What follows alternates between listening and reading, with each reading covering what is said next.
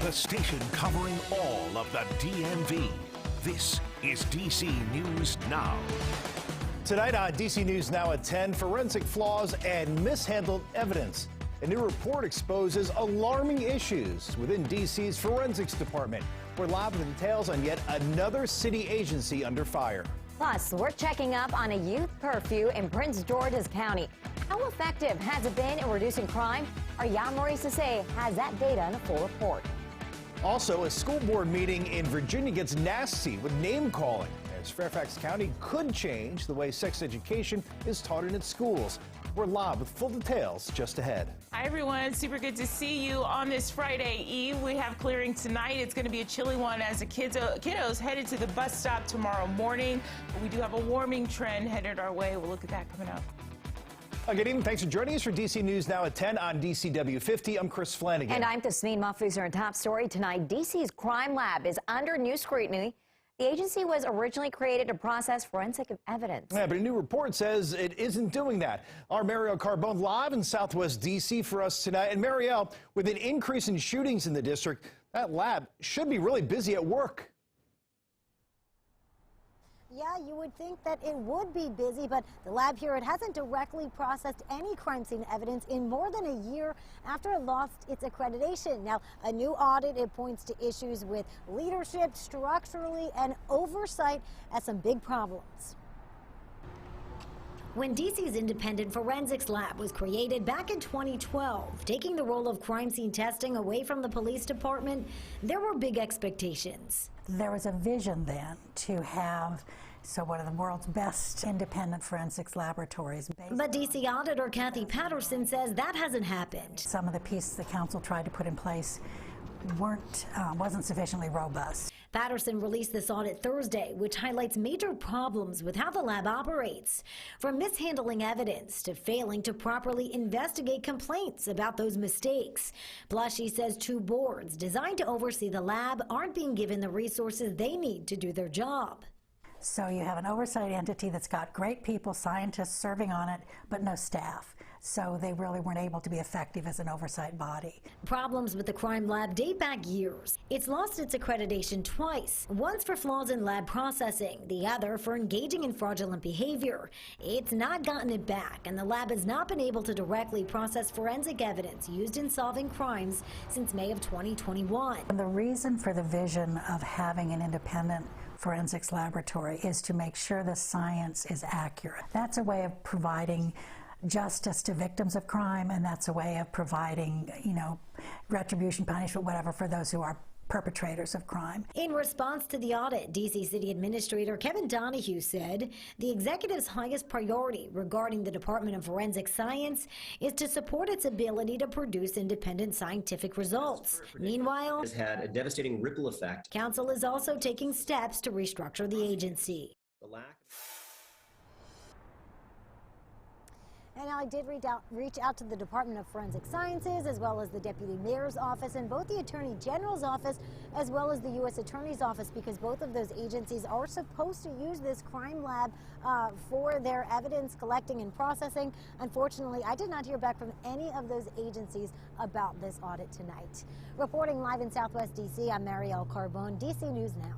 All right, Marielle, thank you. So the drama from the city programs, it doesn't stop there. New tonight, Mayor Bowser is now pushing for an emergency overhaul of the D.C. Housing Authority Board.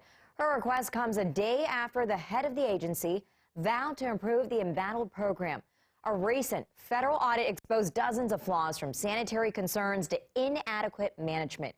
Bowser's office is now requesting the current board be replaced with a temporary board of affordable housing experts. The experts would oversee and recommend changes to the program's director. So Bowser's emergency request also requires a program's director update the mayor's office on the progress being made each quarter.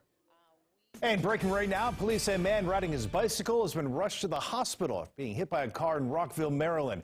This is a live look right now at the scene. You can see a very active police scene there. This is near Rockville Pike and Talbot Street. This happened just before 9 p.m. Rockville Pike now closed in both directions, and police are urging everyone, please avoid that area. Of course, we'll be sure to keep you updated both on air and online at DCNewsNow.com. All right, time for a check on the forecast. It's also time for all that outdoor activities for the holidays, like visiting the National Christmas tree. Yeah, Love so that. much fun. Yeah, indeed. Chief Meteorologist Janessa Webb here. And Janessa, it's just so exciting driving around, seeing all the lights. Yeah, it's a good time. It's that time of year. We're excited to actually get outside and just enjoy the holiday season, maybe decorating this weekend. It's going to be a good weekend for that, but let's hold off until Sunday because we're tracking our next storm system. First and foremost, hey, welcome to winter, everyone. For us meteorologists, December 1st marks the start of the next 93 days that we head into our winter season. And actually, for the bulk of the continental U.S., we celebrate the equinox going into December 21st. So we're looking forward to that, but it sure does feel like winter across the DMV with our wind chills. Wow, they are pretty dramatic. Overnight into tomorrow morning, I have fast forwarded this so you can see we're near the teens for our western communities, sitting just at the freezing mark as you're stepping out of the door across the Beltway into our nation's capital, out towards Baltimore into Westminster. Look at that, 20 degrees. So it's a tough feel that we're going to be dealing with, and it's just pretty short-lived. Going into your Saturday, actually going to start to see temperatures really warming up. Now, planning your hour by hour, mostly clear for the rest of the evening into your overnight. So we're looking at a very nice dry day for your Friday, but we are tracking our next storm system. I'll show you that coming up. All right, Janessa, thanks. All new tonight, a school board meeting in Virginia gets ugly as at least one speaker accused board members of being groomers. Yeah, this comes as Fairfax County could change the way sex education is taught in its schools. Northern Virginia Bureau reporter Max Marcilla joins us live from Jackson Middle School. And Max, opposition to the proposed changes, it was pretty fierce.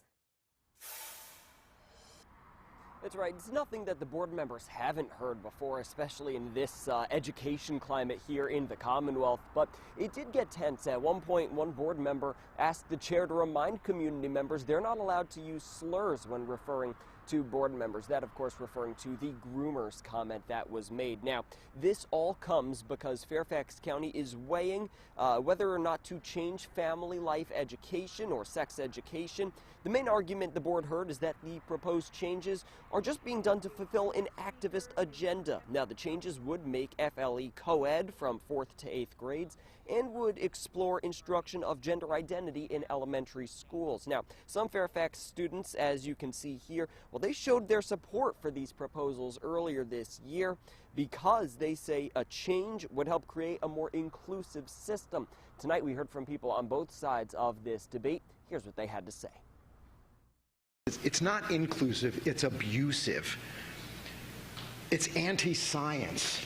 And I was left to educate myself as an adult about the complexity of gender, which I have done.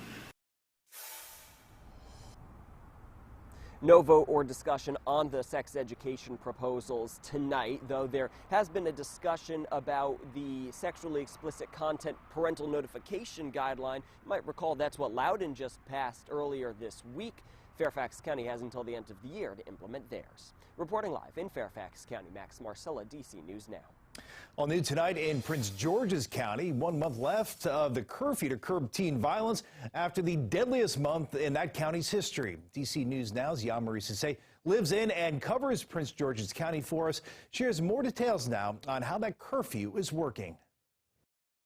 Back in October, officials reported only 4 teens were caught outside of their home after curfew hours, and they were all given warnings. Now, with just 1 month left until the end of curfew, that number is now 11.